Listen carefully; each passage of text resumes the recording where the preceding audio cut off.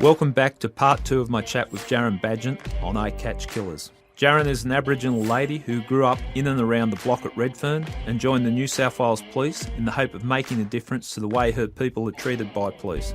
In part 1, you got an insight into how knowledgeable Jarin is in regards to Aboriginal issues and policing. In the second part, we're going to discuss some very topical subjects at the moment in and around the Black Lives Matter protest. So let's get started.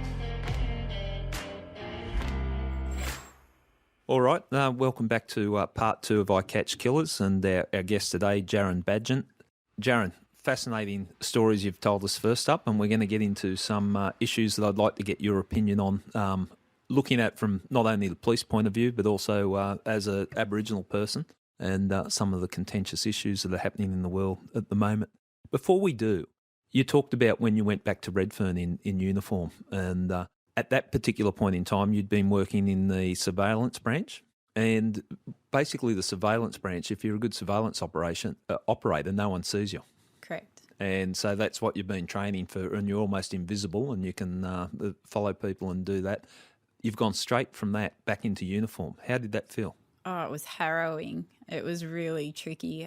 You've gone from being deliberately invisible as a person as much as possible, and that sort of infiltrates into how you live your life as well. You tend to live your life like that when you're going through that. So then next minute you're in uniform in public on public transport. I found myself really nervous.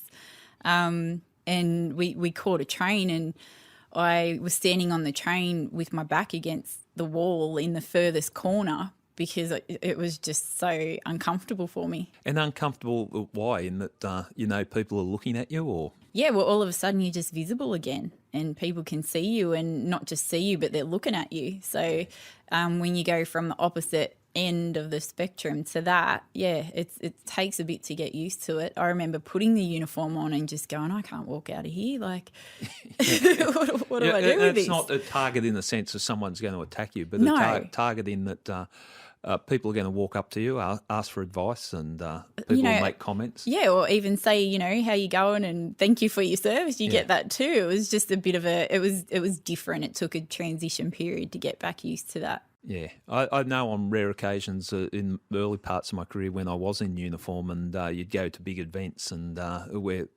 people would be coming up to you and asking for advice on how to get here and everything about you. You're a policeman, so you can solve every problem that they've got. So directions as well. It is confronting, but that's wearing that blue uniform. Yeah. And you must have the same feeling that you had been virtually invisible as a surveillance operative. It also must be a little bit conflicting when you've identified yourself and recognised yourself as an Aboriginal person, also putting on a blue uniform, walking around the streets where you grew up as a kid. Yeah, that amplified that feeling as well.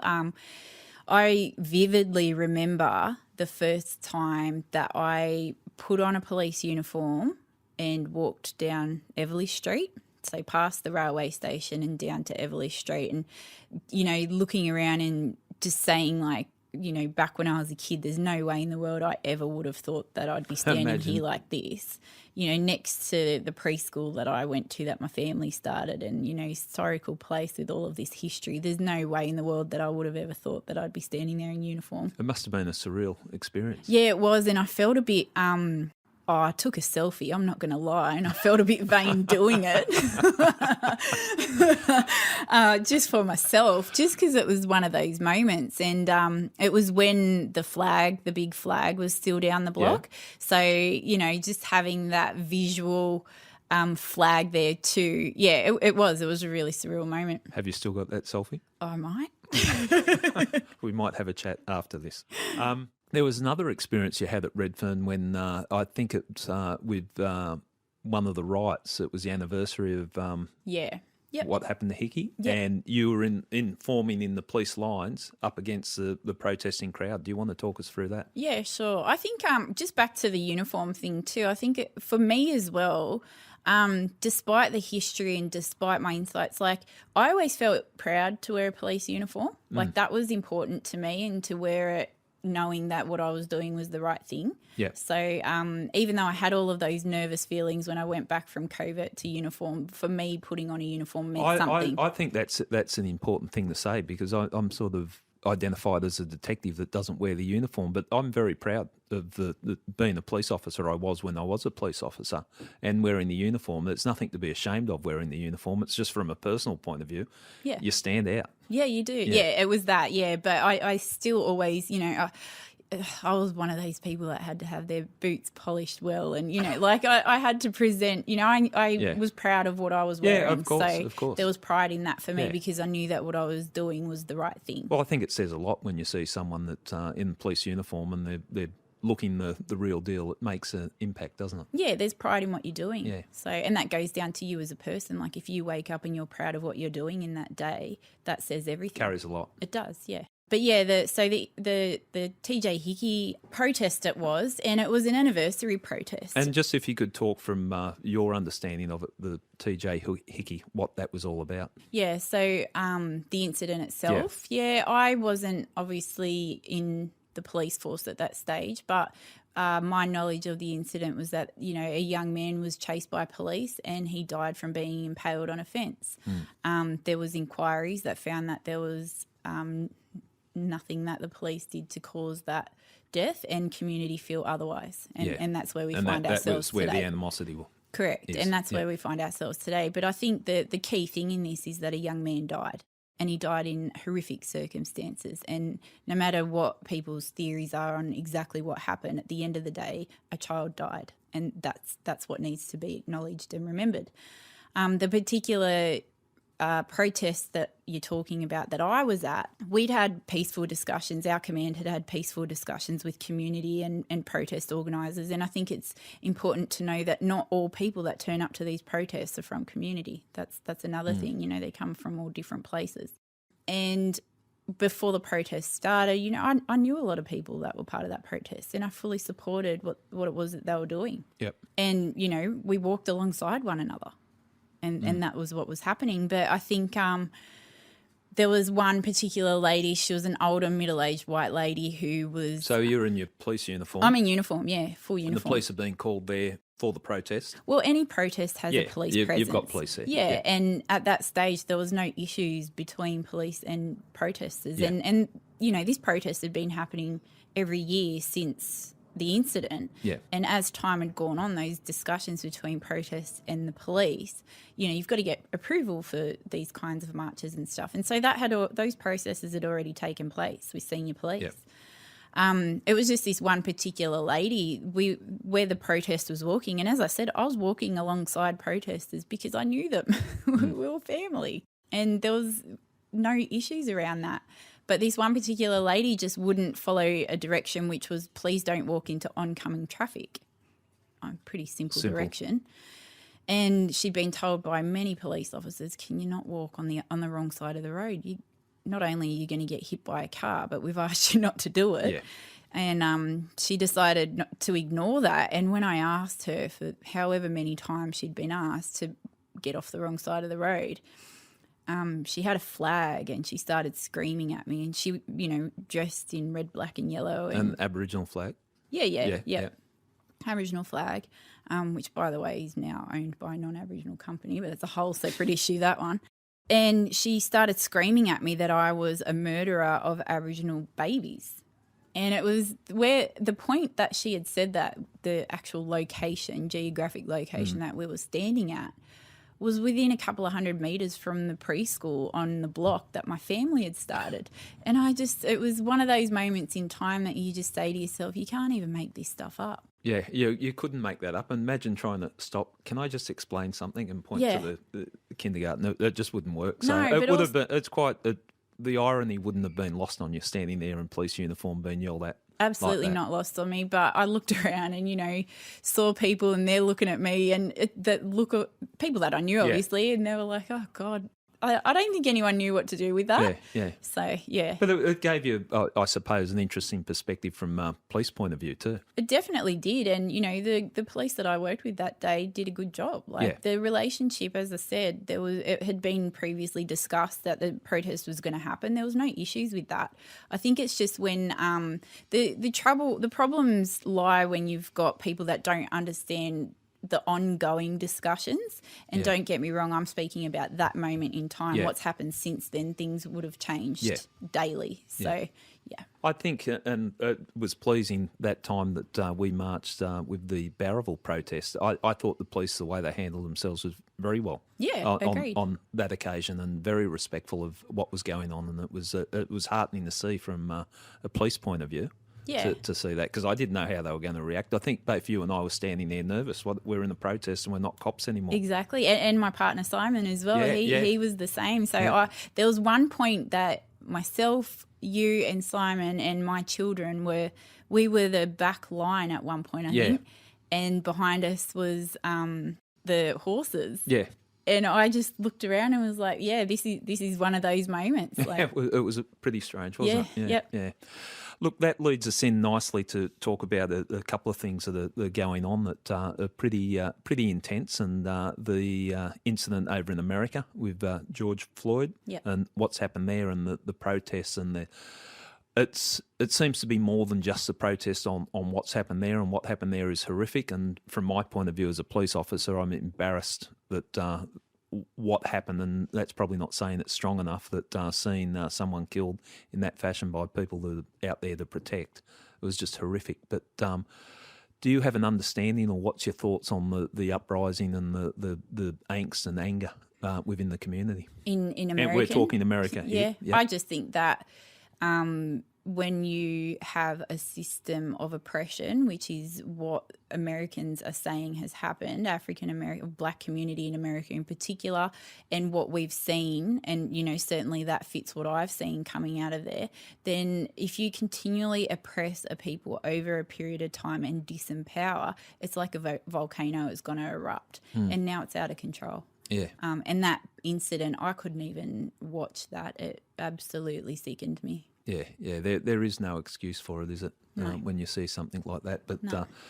the anger and now and the timing of the situation, and then a couple of days ago we see the footage circulate of the young Aboriginal teenager. Yep. I think he's 16 years of age, thrown on the ground by a police officer. Now, that's an area that you've worked. You know the community. Of all people, you're entitled to an opinion on it. And can you give us your thoughts on it, looking at it, if you can, from a police point of view, but also from the Aboriginal point of view? I think, that was Surrey Hills, so it was it was the command over. But in terms of community, just as an Aboriginal person, as a police officer, if I was to wear both hats, regardless, what I saw in that video really hurt me. Yep. And I found it very upsetting. I think that it definitely could have been handled differently. And, I trust that the appropriate action will be taken in looking at what the reaction was. Yeah. Do you think the fact that the boy was Aboriginal, that played a part in it? I think that potentially we've got to look at things like what we were talking about earlier in terms of standards for our own kids.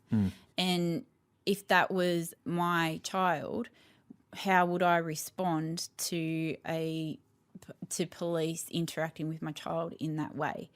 Also, we've got to look at how my child is interacting with police, yes. Yeah. And there's no, I know that that's been a strong opinion in certain places.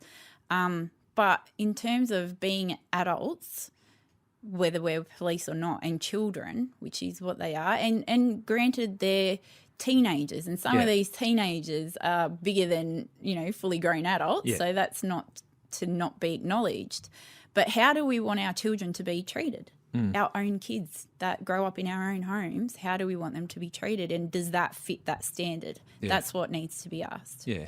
And I think too, from a police point of view, I look at it and, we've seen a snippet, and I think both you and I have been around long enough to understand that, there's perhaps two sides to the stories we don't understand. I'm just looking at the snippet that I've seen released, and the policing is about control and restraint, and at that particular point in time, what I saw, it was someone that was restrained at that point. So it's an ugly situation, but I hope it doesn't set things back. And I might be a little bit naive in saying even setting things back, because you might say, well, that's still been going on.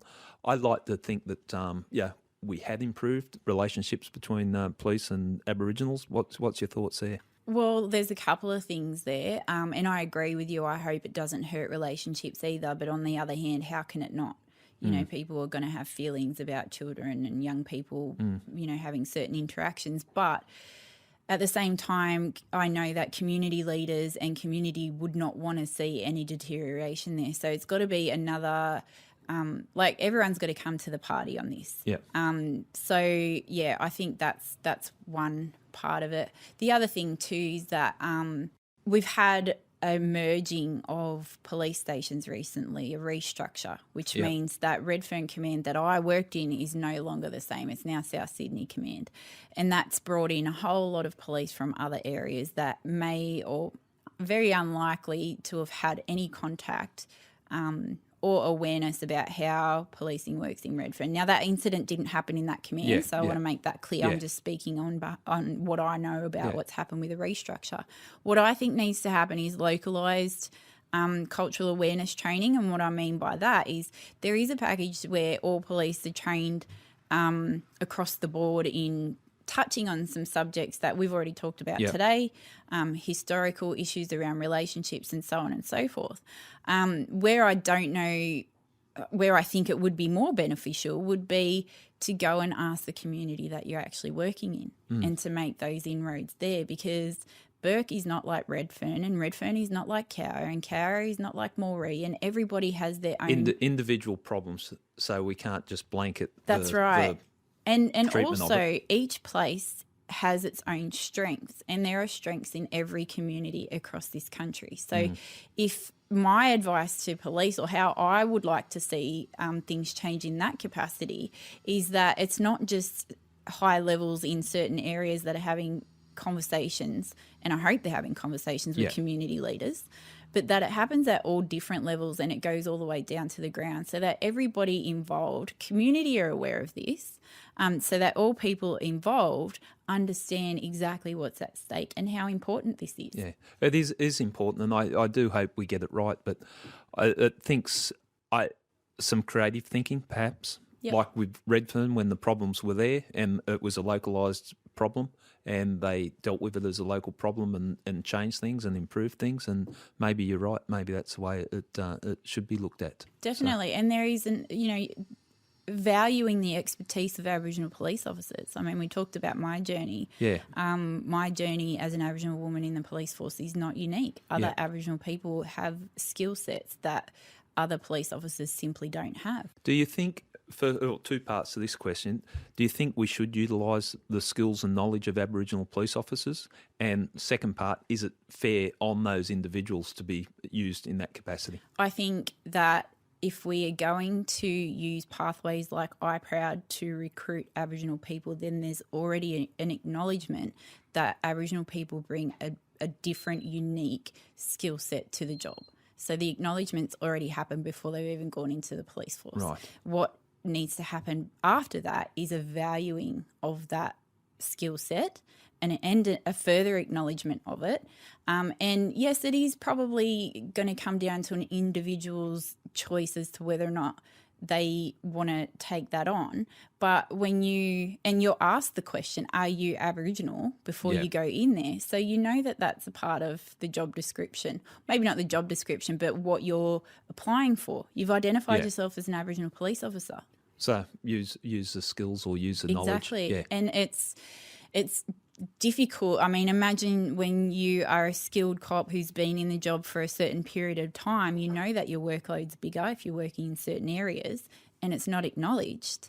I mean, if this was something like, investigator's course or some other skill that's recognised on SAP, then you're valued for that. But you're not valued for it. Yet you're key. You're absolutely pivotal to what is happening. Yeah, I think in conversations, informal chats I've had with you, part of your frustration was that the knowledge base that you had, working in an area like Redfern, it could have perhaps been better utilised. Definitely. Yeah. Absolutely. And it's got to be said as well that, Aboriginal people have varying degrees in their journey as an Aboriginal person as well. So the expectation can't be that everybody is has the where same I'm set of at. skills. Yeah. And I'm on my journey too. There were people that were in the job that were trailblazers for me that opened up doors as Aboriginal police officers, and their stories are mind-blowing. Yeah. You've got 20, 30 years service there, and the thing is, you're an Aboriginal police officer, you might clock off from work, but as you know, you don't cease to be a cop. But before you're a cop, you're an Aboriginal person. You don't cease to be Aboriginal. Community don't not call you because you're not at work. Yeah. That's a valid point. And I'm sure you copped a lot of those calls and knocks on the door at... I still get it. Yeah. Every day. I'm still getting calls from people, and I've got to point out that... no. I might have to send the cops an invoice. We could outsource. We'll try that. I'm sure that'll go over well. Was it during your time at Redfern that you got... there was a secondment that you did some work up in the Northern Territory? Yep. So in 2016, a Royal Commission inquiry was launched into what happened after Four Corners had reported on Dondale Prison in the Northern Territory, which is a juvenile prison facility. And do you know what specific area that Four Corners were covering? They were looking at what happened with a young man named Dylan Voller, and they reported on a riot that happened inside the Dondale facility. And it was caught on CCTV, and Four Corners did an entire report on their findings around the treatment of young people in that place. And then it sort of branched out into a Royal Commission into juvenile detention in the Northern Territory, but also child protection, because the two are very linked and connected. So that was what the Royal Inquiry was about. And with the focus on Aboriginal children? It was on Aboriginal children, right. Yes. Okay. Yep. And so what was your role? So at the time, I was still a youth officer in Redfern in the CMU unit, and what had happened was a request was sent from the Royal Commission to the New South Wales Police Commissioner requesting my assistance in collecting statements and stories from community for the inquiry. So that's what the reason why I went up there. And it was a specific request for yourself? Specific request for me, yeah. On what basis? My skill set. What was skill set? Yeah. Don't be humbled. Okay, so just, going back to what we were talking about earlier, that the unique skill set that Aboriginal people bring to a role like policing, that skill set was acknowledged by the Royal Commission, and they requested that I go and work up there specifically on that. Okay, and what did you do up there? I initially... It was actually really tricky. At the time I had 2 small children. I now have 3. So at the time I was torn because I knew that an inquiry was going to be, at least months. And initially I was reluctant to take the role because I didn't want to be away from my family. So I made arrangements for them to come with me, and from then I was really set in contributing. I was nervous in the sense that I knew these stories were going to be incredibly sensitive, but I felt reassured because I'm confident in my skill set. I know that I can speak like this. So you were actually extracting the stories and interviewing people that had been involved in what had taken place and getting their stories? Yes. Okay. Yep. That's what I went up there for. So when I got up to Darwin, which was where I was first based, it was about where I saw the value was in understanding the relationship, which is something that I obviously understand very well in New South Wales, or at least in Sydney or Redfern, and the places I'd worked. So understanding what that cycle of incarceration actually was for young people. And it started all the way back before police are arresting kids. And that was something that I learnt. So 2 things that I started off when I first touched down in Darwin was I needed to understand the law and legislation around youth offending. So I spent time learning that and really researching that. And obviously I was looking at that through a police lens, how that's being applied, how it should be applied, how it could be applied. Also geographically, how police, what barriers they're dealing with, remote communities and so on and so forth, wet season, dry season, stuff that we don't have to deal with in New South Wales.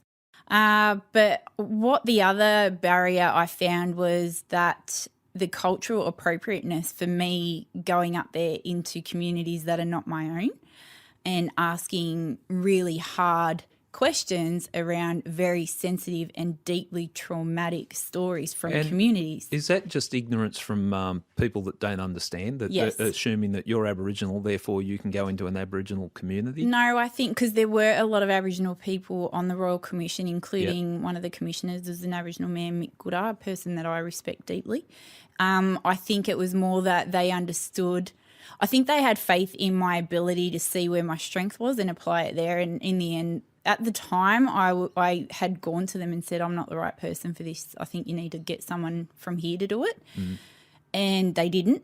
And I had to think about where it was that I could have actual impact into looking at what the issues are here. And that's what I did. So I ended up working entirely on a separate project that I wrote myself. And what was the project focus on? So I felt very uncomfortable as an Aboriginal woman going into communities where I felt like it was not right that I was asking certain questions. And when you say ignorance, like I think that is an ignorance that people don't acknowledge when they're working in the service sector, where like social workers and NGOs and even government organisations, child protection government workers, it's like by virtue of their role, there's an expectation that I'm asking you this question, so you've just got to answer it because this is my job.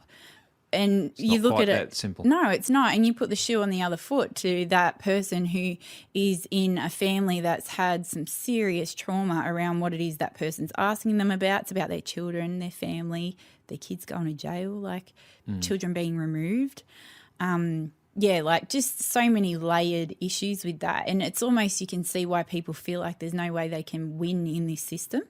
So what I ended up doing was just reevaluating what was missing in the Royal Commission and where I could apply my skills. So what I did was looked at what was happening with the police, what barriers are police facing, because they've got a job to do.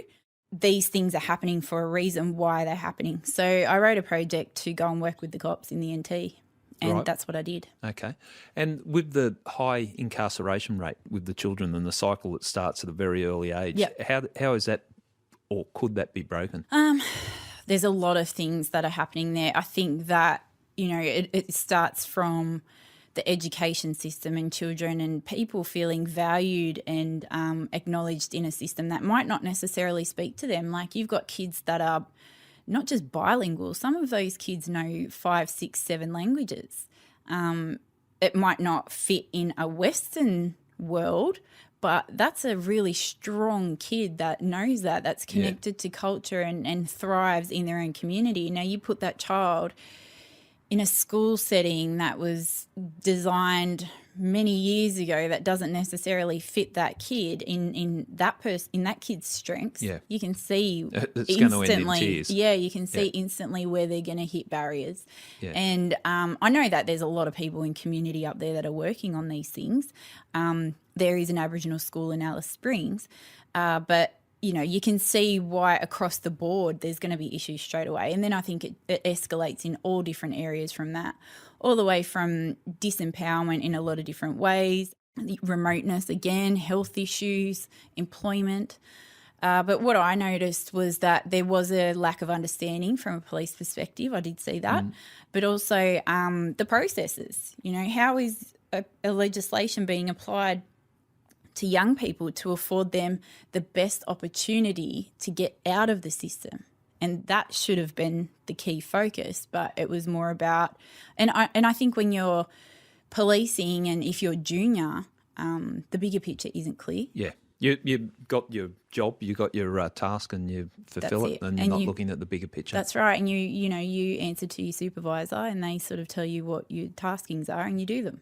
But if you've got a kid that's breached bail because they were next door from the location that they were supposed to be at, which is their auntie's house, Like if we're looking at the level of offending there versus what an outcome is, like, discretion. Do you really need another charge on exactly, him? Or is taking that child and their children into custody, is that going to be beneficial for what the greater outcome is? Probably not. Did you find it rewarding? I found it really challenging. I found it deeply upsetting. I found it incredibly humbling. And, I acknowledge how the community members that I worked with supported me, and they didn't have to do that. I'm not from there, and really I had no business being there, but they saw the values in what I could offer, and I was honest with them with what I was there for, and they supported me with that. But until the recommendations around that Royal Commission are implemented in the Northern Territory, I just don't know how to feel about it. Right. So there's a bit of, you feel like you went in, you tried to make a change. It's about having those changes implemented or fully implemented. Absolutely. We still have 100% incarceration rate of Aboriginal kids in jail in the Northern Territory. That's not good, is it? It's horrendous. It's hard to even comprehend when you break it down into those figures. Yep, and it wasn't just me. There's a lot of people that work on a Royal Commission, obviously, so a lot of people sacrifice, lots of legal teams that were away from their own families to invest in this and really wanted to see change as well. And most importantly, how a local community up there supposed to feel. Do you still hope that those changes will be implemented at some stage? Yeah, I hope. I mean, we're still waiting for changes to be made about Aboriginal deaths in custody. Yeah. So I don't know how to feel about it. So after coming back from Northern Territory, back to Redfern, yep, you left the police. I did, yeah. So my time in the Territory, I learnt a lot about Indigenous incarceration of children as well. There's models in New Zealand that have a totally different model than we do in Australia. They actually don't have jails, and youth officers, Māori youth officers are really trained to the nth degree. There's a lot of investment in that model. And I'm speaking just from a red experience. I haven't been there and seen it. So, but then there's a Canadian model as well. So I was able to look at how other things work elsewhere and then come back to Sydney. And the other thing too was that my project work on the Royal Commission contributed to those recommendations. So I felt like from an elevated level, I had a bit of insight and experience and sat around some really important tables with some really serious discussions, including... Well, that was the other thing. I coordinated the police roundtables all across the Northern Territory for police officers in the NT to get their opportunity to make submissions directly to the commissioners. That wasn't in there before. So there wasn't a police voice. And when I came back to New South Wales, it was, you're decompressing a long time. It takes a while to readjust. Well, the intensity of what you experienced up there, I would imagine you do need to decompress. You do. But also, like, you come back changed when you're working on these things, and you go from feeling like your skill set is seriously valued, and then you go straight back into an environment where an expectation is that you just go back to how you were before, but that's not the reality. Like, I was in a role that was critically analysing legislation and process and why it wasn't working for our kids, and the sad part was that I found some of the same things here. And so when I'm interpreting what you're saying, when you came back with having all that responsibility up there and Northern Territory, then you've come back to the police, and the experience and skill set that you had was possibly not recognised. No, it wasn't recognised. I mean, people knew that I worked on a commission, but there was no one even asked me how it was. There was no sort of like, what did you learn and how can we do it better here? No, none of those conversations. And I found that really frustrating, not only my own command, but, when we're looking at youth policy, obviously now I've got a lived experience as an Aboriginal kid interacting with police. I've got years of experience working the truck and other areas inside policing.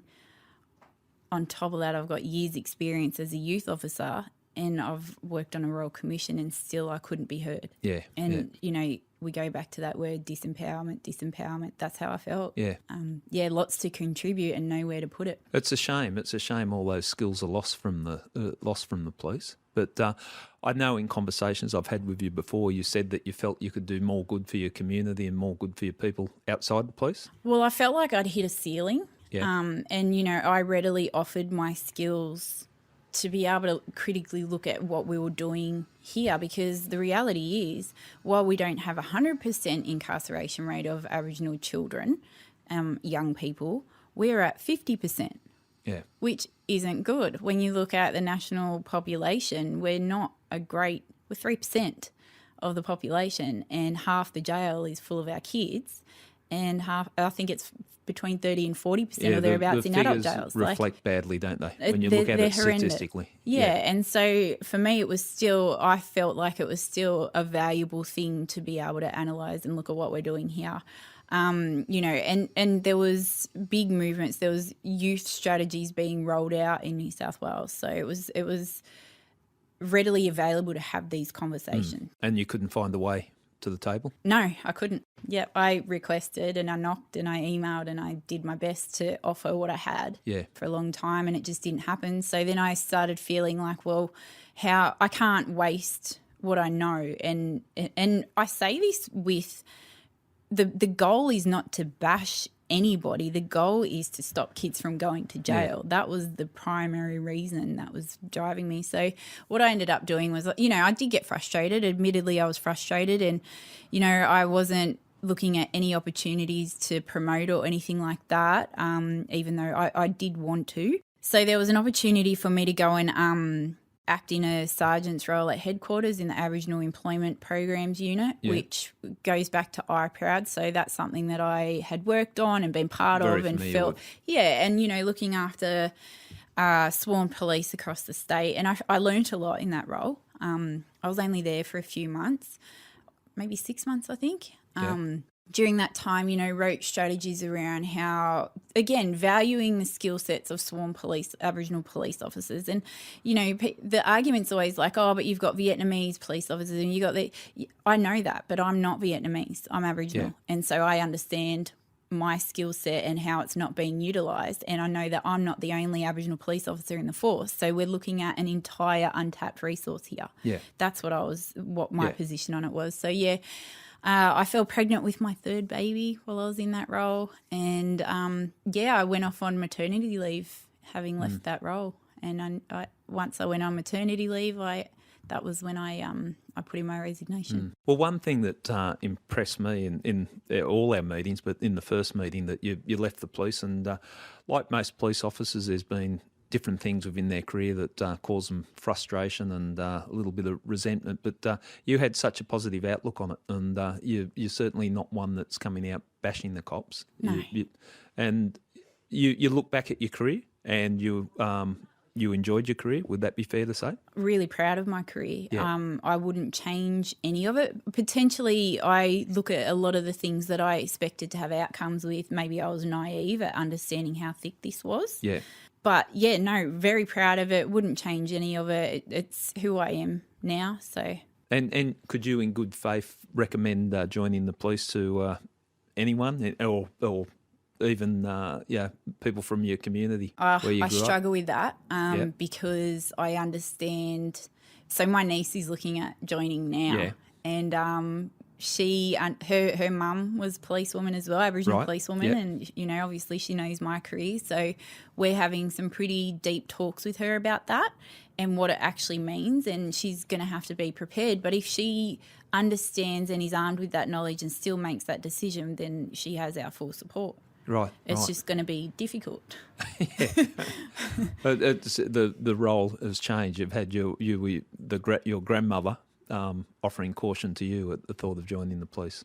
It's exactly that same thing. Yeah. And, back then Nan understood the system and how thick it was. She's worked in a government system herself, so she understood what I was going to face. But I think at some point you've just got to understand that young people have been armed with the right tools, the right information, and then they've got to make their own decisions. Yeah. She's got our support, so. Well, and look, we've talked a lot about the perspective from an Aboriginal and your time in the police, but it does give you a broad range of experiences, doesn't it? life yeah. experiences. And In the police? just in the break that we had, you told the story, and I won't embarrass you, but I might just give snippets of it when you were chasing an offender and God. jumped the I've fence. had some of the best Yeah. times, like the friends that I've made in the police, I consider them like family. Yeah. And I still have such deep respect for good cops in the job that I know and have worked with. And, we had some of the best times. Yeah. It's not a regular job. It's not cut out for everybody. You do have to understand a lot about society that you might not have before you went in there as well. You've got to adapt and you've got to be extremely resilient. It takes a lot to be a police officer. But like the good times, the laughs, the camaraderie, I loved all that about the job. Yeah, yeah. And I miss that. I do miss that. I miss that too. And, speaking to you having retired the same time I did, that there are aspects that you're glad that you're out of the police, but there's other aspects that you miss. But I think it's particularly interesting what you're doing outside of the police now. And you've set up your own business. And Yep. do you want to talk us through that? Because I think it's interesting, and it taps into something I'm interested in. Yep. So during my time in the Royal Commission, I realised that I needed something that centred me, centred my spirit again, because I think I just felt so battered. There's no other way to describe it. I just felt really battered. And look, as a youth officer, cops use a terminology that we're cake eaters, and, CMU, cake eater unit. I'll just explain that for the audience, that there's some, and I would never be party to this, but some operational police would call the police that are not out on the streets the cake eaters, because from an operational point of view, police officers' point of view, every time they come into the office, they seem to be eating cake. So hence the term cake eaters. Fair call. I don't mind my fair share of cake, but I would have to say that, I was, I worked my butt off. So it wasn't, my shifts were longer in that youth role because I was there for a purpose. And, going from what I had done previously to going into that role, I felt I probably worked harder in that youth role than any other roles I'd been in before, truthfully. Yeah. But so I needed something that grounded my spirit a bit. And I am a bit of when it comes to training and sport and everything, I go pretty hard, footy league, all of that sort of stuff. You used to do a lot of the boxing? Oh, yeah, I did all the box. Clean Slate Without Prejudice, that Tribal Warrior ran in partnership. That was so cool. That was really good. Yeah, three mornings a week, 6 a.m. to 7 a.m. And, Uncle Shane and community there's up around 100 people there 3 times a week supporting this program. It's incredible. It's been running for 10 years. It's in partnership with police. So I did all the boxing and stuff as well. And I just needed something that was a little bit kinder to myself. And also I was really lacking connection to culture for me. Yeah. And for an Aboriginal person, that's where healing is. And for non-Aboriginal people as well, connecting to spirit is where healing is. And, that's why we have an entire globe looking at yoga and looking at meditation and, those kind of practices are the norm now. But what people don't understand is that we've been doing these practices here in Australia, in this country, since for 90,000 years. So I was like, how do we connect the two? Why are people going to India or China or Bali to do these retreats to connect to a culture not their own when we're all in Australia and we have access to the oldest living culture on the planet? So I was like, yoga mats seemed to be the transition for me. And also when I was in the NT, and in Sydney, I've got a lot of artists in my family. Yep. And one of my aunties is an incredible artist. And, just seeing these stories where they're scared to put their art out there because they've been ripped off so many times. And I was like, I wouldn't mind being my own boss. I want to be able to protect art for my family, and I want to do this stuff around yoga. Design on yoga mats seemed to be where it all fit. So what I create is eco-friendly yoga mats that have Aboriginal artwork on them, and they are a way for all people no matter where you are, who you are, what background you are, to find a way to practice something that's accessible, yoga, but also be conscious and mindful and find a way to connect with Aboriginal culture here. I think I really like it. It's such a cool thing. It's called Jarin Street. Jarin Street, yeah. Yeah. Okay, we can do a little promo on here. Oh, I'm thanks. sure I'm allowed. Plug it. There we go. I'm sure allowed to do that. But yeah, the thing I found fascinating with that when we first started talking about that I'm one of those people that have travelled the world, for spiritual enlightenment, yoga retreats and meditation retreats in Nepal and over in different parts of Asia. And I've also, through my experiences with the Bowraville community, they were kind enough to introduce me to some old fellas that would take me out and sit down, and it was basically meditating. And the sort of light bulb moment for me was, I've been seeking this Eastern culture and all these other spiritual ways of dealing with things, travelling the world. And here, as you said, the oldest culture here, and exactly what they were saying, and the same feeling I came out after spending time with them is how I feel when I walk out of a meditation or yoga class halfway across the world. So, yeah, it's something that I hope people can tune into, because I think there's so much there to offer. And besides that, the yoga mats look so cool with the Aboriginal artwork. Yeah, so one of the artists is actually my auntie, Joanne Cassidy. So she's with Balgara Designs, and she was the first person herself. So there's 3 artists that I've got: Liz Maloney, Ella Gillespie, and my auntie Jo. And it was just finding a way to protect their artworks as well. Yeah. But I think the biggest barrier for people in Australia, or one of the biggest barriers, is that even if they want to connect, they don't know how to Aboriginal culture. Yeah. And this is a safe way to do that. You're not stepping on anyone's toes. You're not doing anything that you feel uncomfortable with. It's interesting you say that, because from a white fella's point of view, we're always worried about saying the wrong thing. Yeah. Is this the right thing to say? Have we offended someone? Because we don't know. So that's an interesting way of introducing it. Yeah, it's a welcoming space for everybody that you can respectfully connect. And when you see things like Aboriginal merchandise or whatever, it might have a slogan that a white person might not necessarily feel comfortable wearing, or colours or flag, whatever it might be. This is not about any of that. This is about individuals finding a way to practice something for their well-being and mental health. Yeah, well, I reckon it's so cool. Thank you. I hope it kicks along. And there's another project you've talked about that's been floating around in your mind that I found quite interesting too, and it was about telling the stories of Aboriginal policemen over the years. Yeah, I think historical stories, and you're worried about them being lost. Absolutely. I think that, like what we've discussed this entire time, the willingness for Aboriginal people to come to the table and have these conversations and look at solutions, that has never been lacking. And there has always been an Aboriginal presence in policing. And that was born out of wanting to contribute to something better.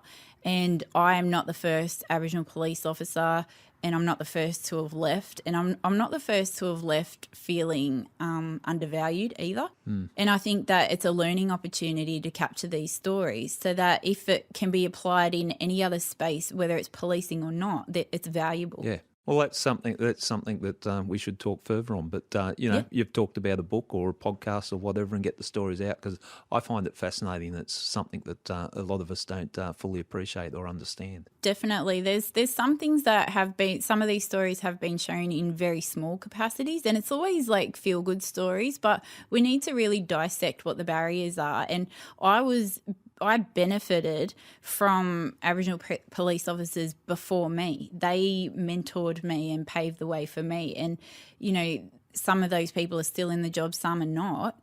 But regardless, their contribution should be acknowledged and valued and talked about. Yeah. Well, thank you very much for coming on.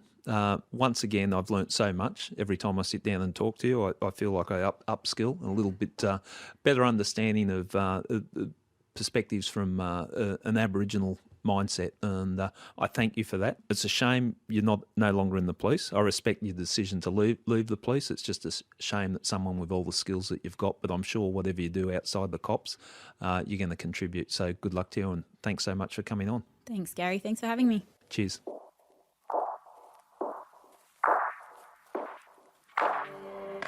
That was a different type of podcast for Eye Catch Killers, but being a cop, whether it's a uniform officer or a detective, it was all about getting to understand your environment and the community you work in. If ever there is a time for police and our Aboriginal community to understand each other, it is now. This episode was recorded the day before Sydney and the rest of Australia held a large Black Lives Matter protest. I marched in the protest, as did Jarin and the family. We're both nervous about what might happen at the protest and what the police response might be. It was pleasing for all involved that it was a peaceful protest. I hope after listening to Jarin, you might understand a little bit more what the protest was about. The lessons I learnt from Bowraville taught me as a police officer, like everyone else, that we all carry some form of bias. That greatly diminishes when you take the time to understand the people you are policing. Thanks for listening.